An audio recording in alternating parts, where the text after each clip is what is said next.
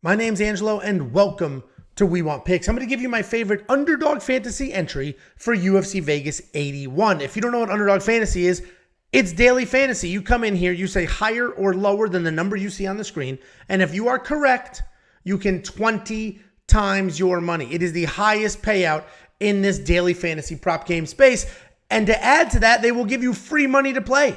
All you need to do is go to wewantpicks.com/underdog, use promo code WWP, and they will instantly match your deposit. If you give them $50, they'll give you $50. You give them $100, they'll give you $100. Take that very free money, build yourself an entry, and if you win, you have even more free money. You can withdraw all of it. If you lose, well, who cares? It was their money. It was free money to begin with.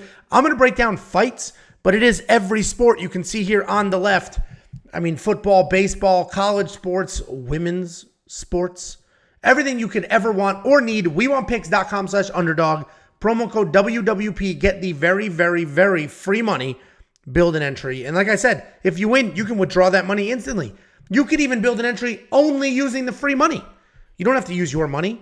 Make a deposit. Use only their money for the entry. And then withdraw it after you win. Bingo. Bongo. WeWantPicks.com/underdog. Let's go ahead and build our UFC Vegas 81 entry. We've actually been doing pretty well with our Underdog Fantasy picks, so let's keep that train rolling. Again, a lot of these are tricky. I wanted to go Jennifer Maia higher on strikes, and then I dug into her strikes. And she's not getting to that number very, very often, so we're going to leave that alone. I don't see much grappling here, so it's going to be a lot of stand-up, but I don't trust that number just enough. You're going to see these little peppers on certain lines. These are juiced.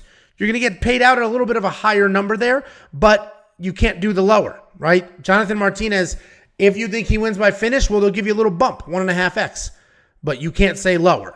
And that's what those little daily hot peppers are all about.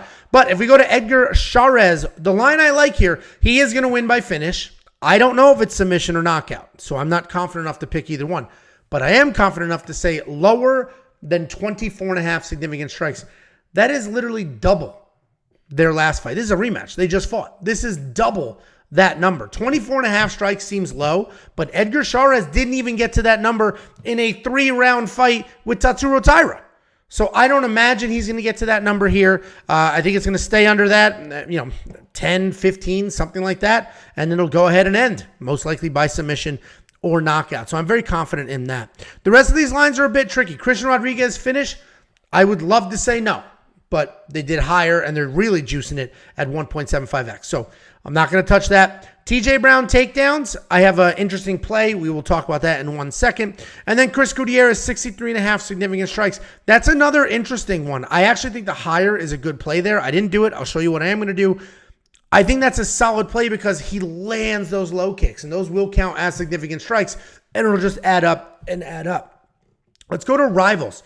What Rivals does is it takes the two fighters fighting each other, and it gives you a line, and all you have to do is say, who is going to get more of this? For example, the first one here is Edson Barboza and Sadiq Yusuff. They're saying who's going to land more significant strikes in this matchup, and they're going to give Edson Barboza 9.5 to start. So Sadiq Yusuff needs to land 10 more significant strikes in this fight than Edson does in order for Sadiq to win. Or if it's fewer than that, then Edson wins. So there's a few of these that I do like. A lot of these fights are going to be very close.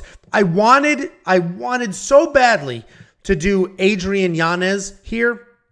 The reason I didn't, though, is he's got 7 fights in the UFC, and he's basically split down the middle if those fights are within 6 significant strikes or not.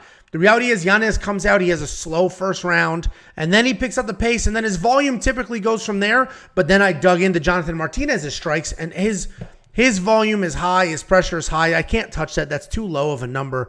But if we come down here, I did find a few spots. Come on, where you at? I love the Darren Elkins plus 1.5 takedowns. All this is saying is that TJ Brown needs to get 2 more takedowns than Darren Elkins does for this to miss. And the reality is, if you go through Darren Elkins' stats, yes, he does get taken down.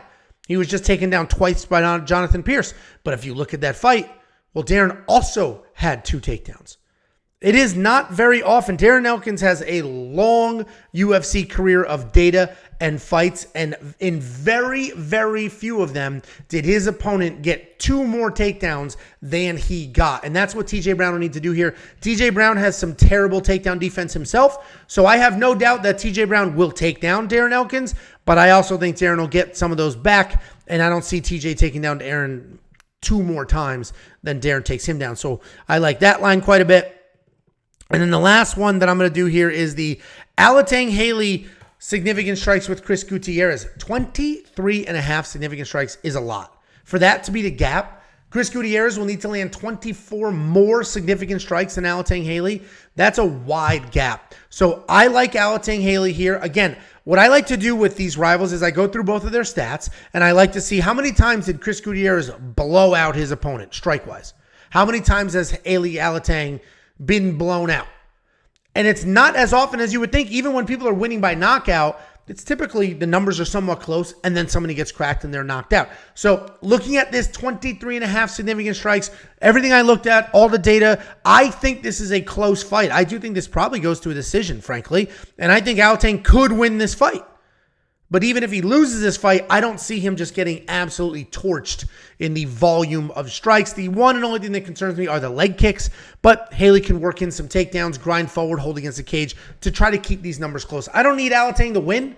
I just need him to not get hit 24 more times than he hits Chris Gutierrez. This is the entry that I built.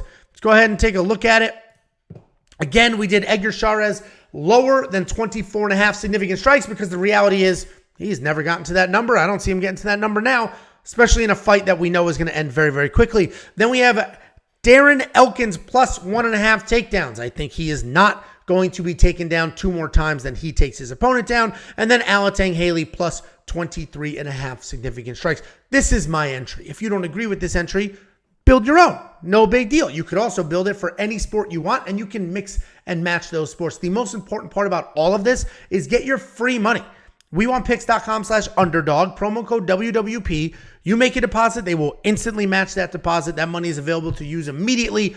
Build an entry with the free money, and if you win, you have even more free money. WeWantPicks.com/underdog, promo code WWP.